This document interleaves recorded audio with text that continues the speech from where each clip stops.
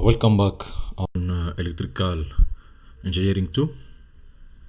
We're still on our series circuit, and we just gonna focus on the basic concept that you need to know on series circuit.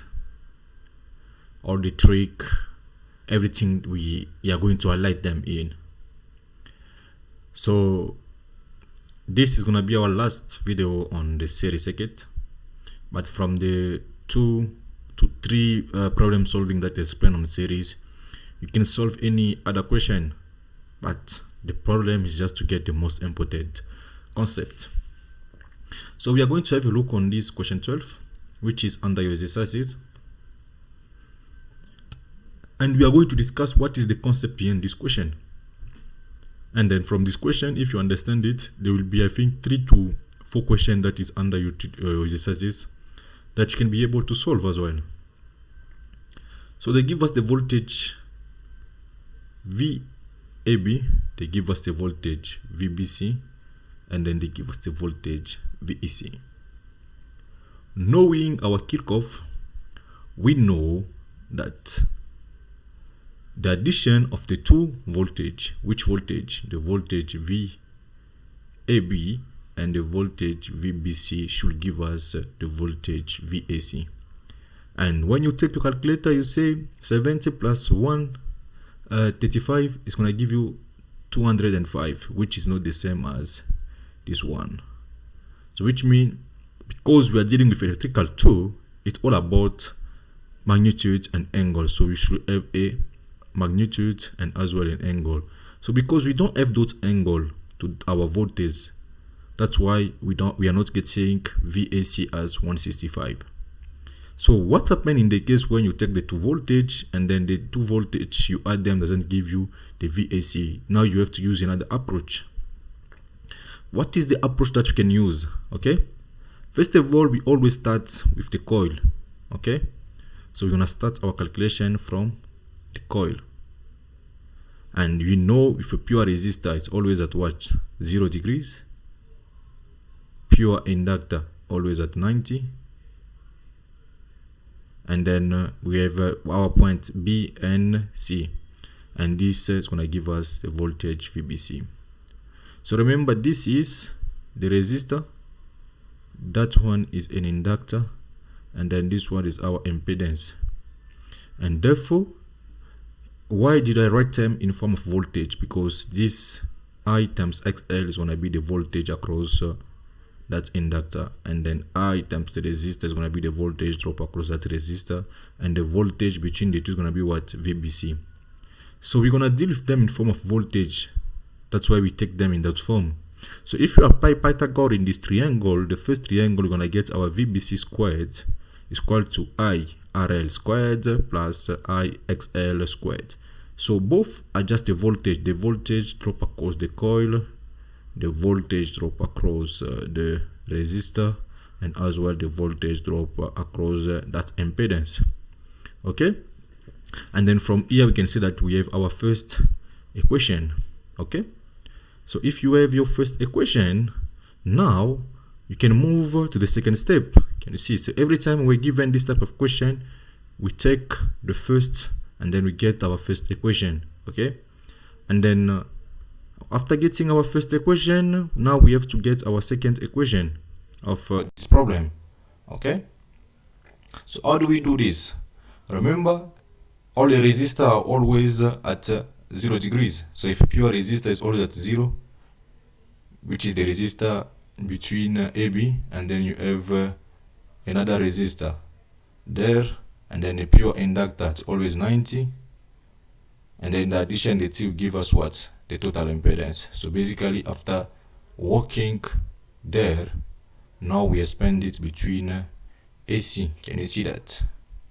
So therefore, as you can see, VAB is the voltage drop across that resistor, IRL is the voltage drop across the resistor of the coil, IXL is going to be the voltage drop across our inductor, and our VAC is going to be the voltage drop across that branch. And then if you apply your Pythagoras, you can see that's going to have VAC squared, the addition of the 2 voltage drop across the resistor squared, plus that voltage IXL squared. And therefore, in this part here, you can expand it. Remember, mathematics is like you're having A plus B. So it's going to be what? A squared plus 2AB plus B squared. Then we have our IXL. So you expand it. So you're doing this, which means now you have two equations. Okay?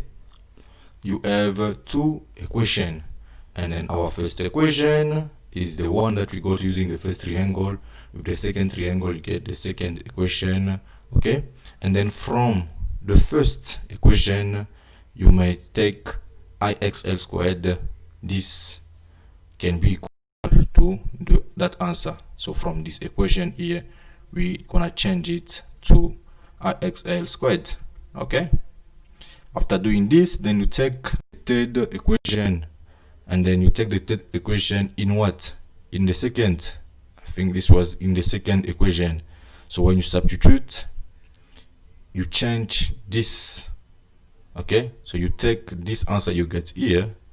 For the third equation, you substitute it there. After substituting, then this will be your equation.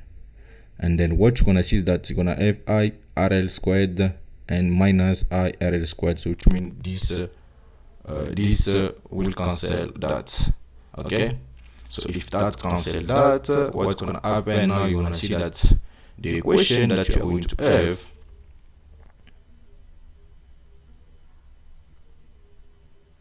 this will be the equation that you are going to have. But what the good news about this equation that now you have is that you have the value of VAC. We know the value of VAC. We know the value of VAB. We know the value of VAB. We know the value of the current because it was given the problem. And then we know the value of our VBC. And therefore, the only unknown become what? Our resistor L. So now you can calculate the resistor of the coil. After getting your answer for the rest of the coil, you can take the answer and go substitute in this equation. Why? Because we know the value of the current, we know the value of VBC, we know the value of the resistor, and we are coming from calculating the value of the RL. So the unknown is just going to be your XL. So you can come here and then calculate your XL. After getting your XL, you know that our inductance is always going to be given by that. Therefore, the value of the inductor will be this. That's how you get the value of your component. Okay, when you are given this kind of problem. Okay. So after doing this, now we can see that we were asked to calculate the value of the total impedance of the circuit. Okay. So how do we calculate the total impedance of the circuit?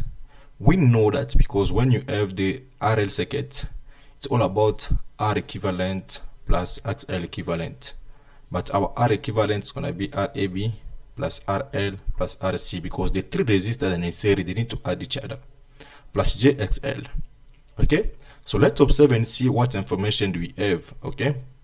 The only information that we know so far is our RL. We know what is the value of XL. So we have three unknown: RCD, RAB, and RZZ, the impedance. Which means our RAB we can calculate it because we know the value of our VAB. So our RB is gonna be this value. So we can come here, we say we know the value of RAB.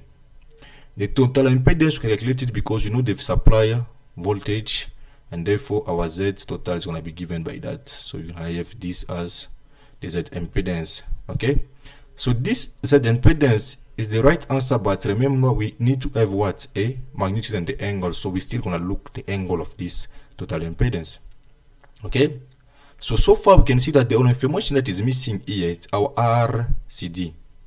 How do we calculate it? Then we use our Pythagoras. Remember we are in a triangle. The three resistors in series RAB, RL, RCD, the unknown we are looking for. Our XL is always at 90, and then our impedance. Okay, and then from this diagram we can see that we have our Z. We know the value of our Z impedance, we know the value of our RAB, we know the value of our RL, and then we know the value of our XL. The only unknown become our RCD. So your Pythagoras is going to be Z squared, the addition of the 3 resistor squared plus XL squared. So the only unknown in this problem is our RCD, and therefore you get your RCD. After getting your RCD, then you substitute everything in here plus J of XL. Can you see? And therefore you're going to end up getting what? The magnitude and as well an angle to this impedance. So look here, you have an impedance of, the magnitude is 33,85, which was the same with the one that we got here. Can you see that? So that basically how you get your total impedance.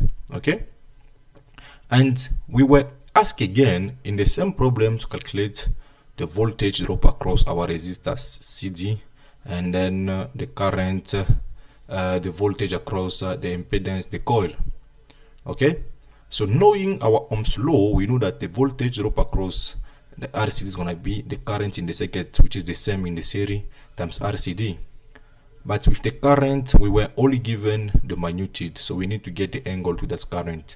Therefore, you apply your Ohm's law, which is going to be the supplier divided by the total impedance, so that now you can get an angle to this current. Okay, and I say every time the voltage is not given the angle, we take it at 0.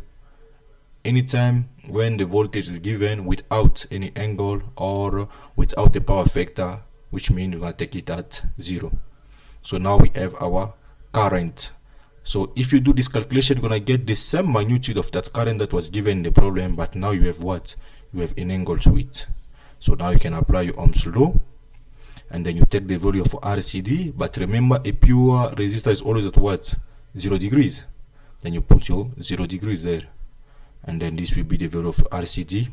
The voltage across the coil, you take the current, which is this current, times the Z coil, which is going to be R plus J XL, and then you always put them under brackets when you're doing calculation, and then this will be your answer. Okay, and then we were as well asked to calculate, to draw our phasor diagram. Okay, and as I say, it's all about your Cartesian. You put them in those form. You have your XL here, your voltage supply there, VBC there. You are playing around your Cartesian, and I have explained it in our previous video, so you can have a look on them. Okay, and now since we understand our question 12, we can move to question 22. Also here there is a concept that you need to have in mind, so we're gonna stick them together in the same video, so that anytime you can come back and watch them. Okay, so with question 22, what happened is they give us the reading of our ammeter. So with this ammeter in the circuit, okay, this is the reading of that ammeter. So if you punch it in this rectangular form, it's gonna give you, it's gonna change in polar form like this, and is at this frequency. Can you see? Okay, and they give us the voltage at a specific power factor. What did I say? If they give us the voltage at a specific power factor, which means we are not going to give it an angle of 0. We need to draw our phasor diagram in order for us to give it an angle. And therefore our angle, this angle, which is the angle, the difference angle between the voltage and the current, is going to be the split angle between the two. It's going to be cos inverse of that power factor, and then going to give us that. And this angle is the angle difference between what? If I have the voltage and the current, so it's the angle difference between the two vector, and then it's often affected by if it's leading or lagging. Okay, okay, so let's observe. We know that with Kirchhoff, let's apply a bit of Kirchhoff and understand what's happened. If I have a resistor, a given resistor in the circuit, okay, so if the current is coming in this direction, the current in the component, you have what? Positive. Out of the components, negative. And these components can be as well a resistor. Can you see? Or it can be a ammeter or a voltmeter. When the current is going in it, it's going to be positive. Out of it is always negative. So that is the concept that I want to share in this problem, and then let's see what's going to happen. So we always start from the supplier. This arrow will give us a direction of the current, and it's facing in this direction. or if in the problem we're given a positive and negative, this will tell us the direction of the current. So we can see that the current is flowing in this direction. Okay, so if the current is flowing in this direction, what's going to happen now? We're going to have a current that is moving in this direction. Okay, the current into a component, we have what? Positive, huh? Out of the component, you have a negative. We continue with that current. The current into a component, it's what? Positive. Out of the component, negative. Then it can go back. Okay, so let's look here and compare and see. In the problem, we're given a current into a component is what? Negative. Out of the component is what? Positive. So in the problem, we're given a negative into a component, out of the component positive. Can you see that this vector is basically reverse? It's like we're having a vector that is facing in this direction while the current is going in the same direction. Okay, but we know for the fact that if the current is going in this direction, the voltage drop across the component always goes in opposite direction. Okay, so we need to correct this current here. Okay, we need to correct this current, and you know from your geometry, if you have a vector that is facing the wrong direction, if you want to correct this vector, which means you need to turn the direction, to change the direction of this vector to this direction, and you see, what do? You need to add a 180 degrees to it.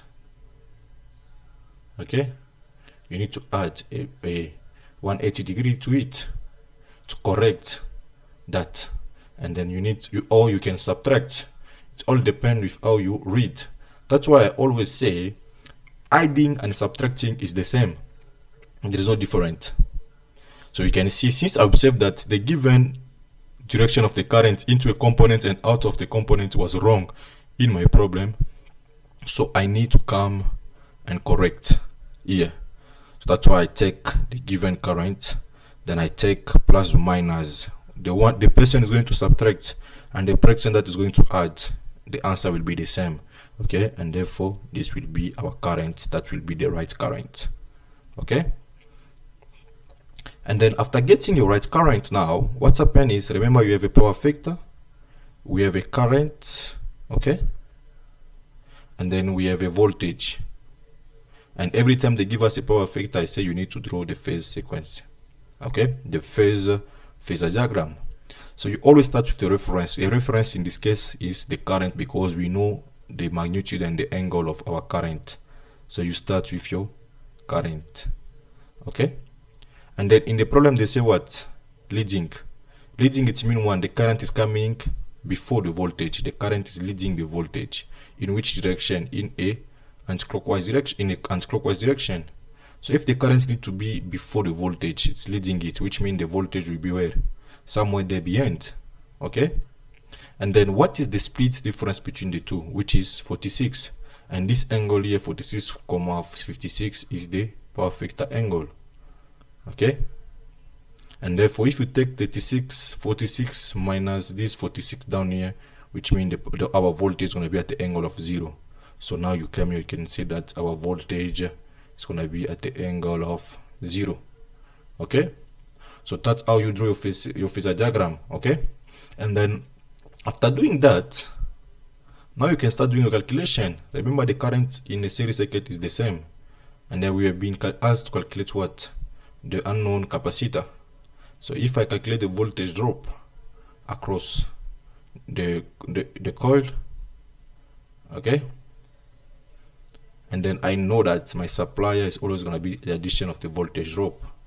So I know what is the voltage supplier, I know what is the voltage of the coil, the unknown is VC. So now we can get our VC. After getting your VC, you apply Ohm's law to get your XC. And then after you getting the answer, you're going to see that the final answer is always going to be at the angle of minus 90. Why minus 90? Because it's a pure capacitor. We only focus on the capacitor. And then after getting your capacitance, now you can see that you apply this formula to get the value of what? Of your capacitor. Okay, so the concept here is that's what they want you to make sure that you remember your Kirchhoff current law. Your Kirchhoff current law, what is that? It means when the current is going into a component is positive, out of it is negative. But if they give us a opposite to that, what do? We need to correct that current by adding or subtracting 180. Okay, and that's it. If there is any question, any challenge, please make sure you ask it in private. Thank you.